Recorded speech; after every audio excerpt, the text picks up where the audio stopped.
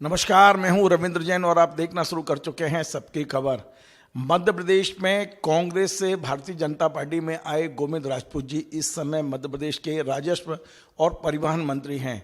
उनका विधानसभा क्षेत्र है सुर्खी और सुर्खी में ही एक बड़ा ब्लॉक आता है जेसी नगर, जहां के भारतीय जनता पार्टी के पुराने और समर्पित नेता हैं अवधेश जैन साहब। आज अवधेश जी हमारे साथ हैं। अवधेश जी का कहना है कि इस बार का जो चुनाव है बड़ा ट्रिपिकल है। ऐसा लगता है कि सुर्खी का चुनाव फंस गया है। उनका कहना है कि जिस रणनीति के तहत भारतीय जनता पार्टी अभी तक चुनाव लड़ती रही है, वो रणनीति का कहीं ना कहीं इस बार अभाव दिखा है।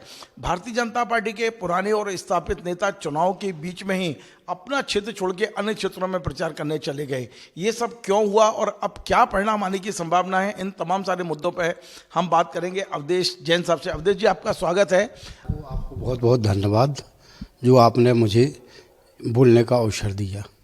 अवधेश जी, आप जैसा पुराना और समर्पित भारतीय जनता पार्टी का कार्यकर्ता पूरे चुनाव के दौरान जेसी नगर छोड़कर कहीं दूसरे विधानसभा क्षेत्र में आप प्रचार कर रहे थे।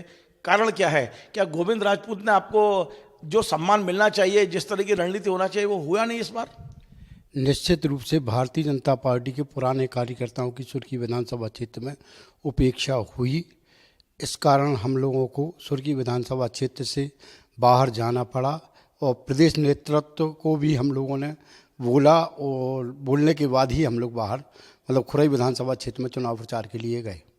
अवधेश जी, कितने ऐसे नेता थे और कार्यकर्ता थे जो हताश थे, वो अपनी पार्टी के साथ बगावत नहीं करना चाहते थे, लेकिन वो विधानसभा क्षेत्र छोड़ के अन्य जगह चले गए? कितनी होगी संख्या? लगभग पुराने जो कार्यकर्ता हैं, बहुत से जो दायित्ववान जो विधानसभा प्रभारी रहे हैं, जो सेक्टर प्रभारी रहे हैं, अधिकतर लोग पुराने लोग सब सुर्खी विधानसभा क्षेत्र के बाहर गए।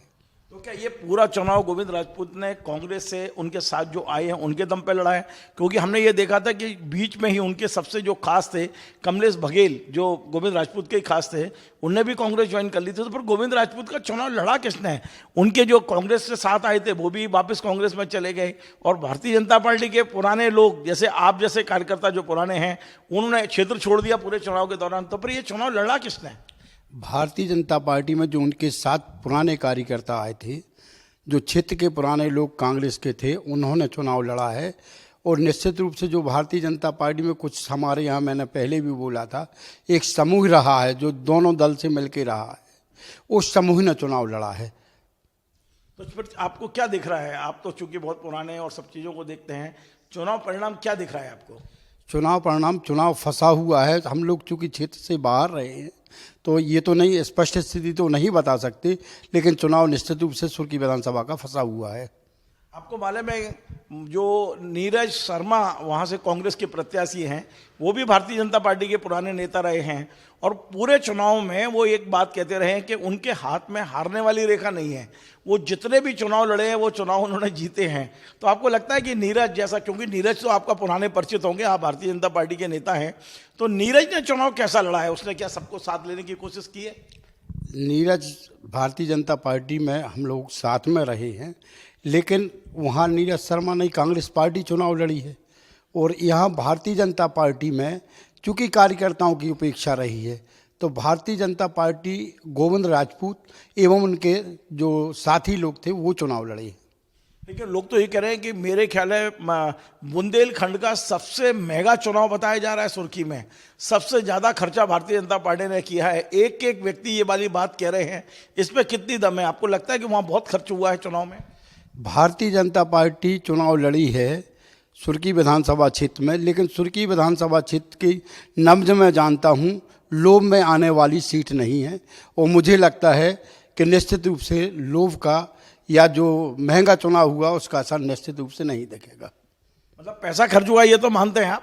अब ये तो भाई आप लोग बता रहे हैं, मैं तो क्षेत्र में रहा नहीं हूँ, लेकिन पहले जो गिफ्ट वगैरह बांटी गई हैं वो तो निश्चित रूप से बांटी गई हैं। क्या कहाँ गिफ्ट बटी है? कितनी गिफ्ट बटी है? कुछ अंदाज है आपको? नहीं, ये तो मुझे नहीं पता, लेकिन हाँ गिफ्ट बटी हैं ये पता है। चुनाव के पहले 2 महीने पहले गिफ्ट बटी हैं। अच्छा, भारतीय जनता पार्टी के जो पुराने कार्यकर्ता हैं, जो समर्पित कार्यकर्ता हैं, बरसों से वहाँ हैं, उनने आपस में कोई बातचीत की हो इस मुद्दे को लेकर? जिस तरह की उपेक्षा हुई है, इन लोगों ने कहीं कोई मीटिंग की हो, बात की हो, कुछ फैसला किया हो कि जब यदि वहाँ क्षेत्र में रहे नहीं आप, तो फिर वोटिंग कैसे की? वोट वाले दिन आ गए होंगे वापस, वहाँ माहौल क्या देखा आपने? भारतीय जनता पार्टी का जो पुराना कार्यकर्ता बाहर था, कुछ तो बाहर रहा। जैसे मैं तो वोटिंग के दिन आ गया था, और भारतीय जनता पार्टी के लिए वोट की अपन ने।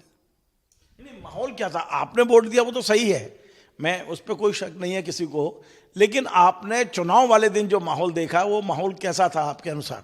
मैं तो भाई वोट डालने के बाद सीधा घर चला गया था, घर बैठा रहा हूँ। अरे वाह अवधेश जी, गजब है आपका। मतलब आपने काम ही नहीं किया पार्टी के लिए, आप कह रहे हो क्योंकि उस क्षेत्र में उपेक्षा हुई इसलिए कोई काम ही नहीं किया आपने?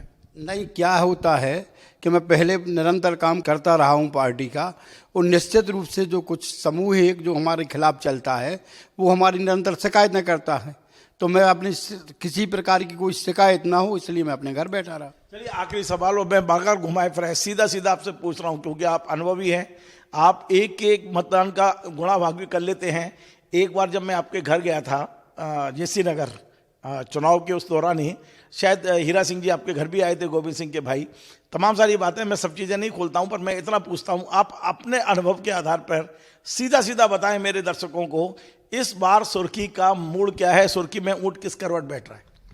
ये तो भैया 3 तारीख को ही पता चलेगा, लेकिन चुनाव फंसा हुआ है, निश्चित रूप से चुनाव फंसा है, वो कुछ भी परिणाम आ सकता है, इसमें कहीं कोई दो मत नहीं। चलिए, बहुत बहुत धन्यवाद। तो ये थे अवधेश जैन साहब, जिनका कहना है कि सुर्खी का चुनाव फंस गया है। आपको पता है, सुर्खी में जो चुनाव लड़ रहे हैं वो भारतीय जनता पार्टी में अब आए हैं कांग्रेस से, और मध्य प्रदेश में राजस्व और परिवहन मंत्री हैं। लेकिन भारतीय जनता पार्टी के पुराने और समर्पित कार्यकर्ता यदि वहाँ से चले जाते हैं, गायब हो जाते हैं, आज अवधेश जैन जैसे लोग यदि ये कह रहे हैं कि चुनाव फंस गया है, इसका अर्थ आप लगा लीजिए साफ साफ, क्योंकि पार्टी अनुशासन से बंधे हुए हैं, साफ साफ कई चीज़ें वो छुपा रहे हैं। लेकिन इतना तय है कि सुर्खी अब कुछ भी परिणाम दे सकती है, कुछ भी सुर्खी में हो सकता है। यद्यपि गोविंद राजपूत जी ने चुनाव से पहले खुद मुझसे बातचीत में कहा था कि मैं 2018 में 31,000 से जीता था, उपचुनाव में मैं 41,000 से जीता था, और ये जो चुनाव 2023 का, इसमें 51,000 से जीत के आऊँगा। मैं जब वहाँ गया था तो वहाँ चुनाव प्रचार के मामले में मैंने देखा होर्डिंग, पोस्टर सारे केवल और केवल गोविंद राजपूत के दिखाई दे रहे थे।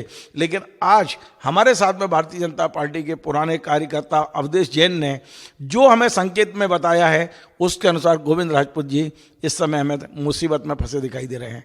आपको हमारा ये कार्यक्रम पसंद आए, इसे शेयर करें, लाइक करें, कमेंट करें, और आपसे बार बार निवेदन, हमारे इस चैनल को सब्सक्राइब अवश्य करें। धन्यवाद।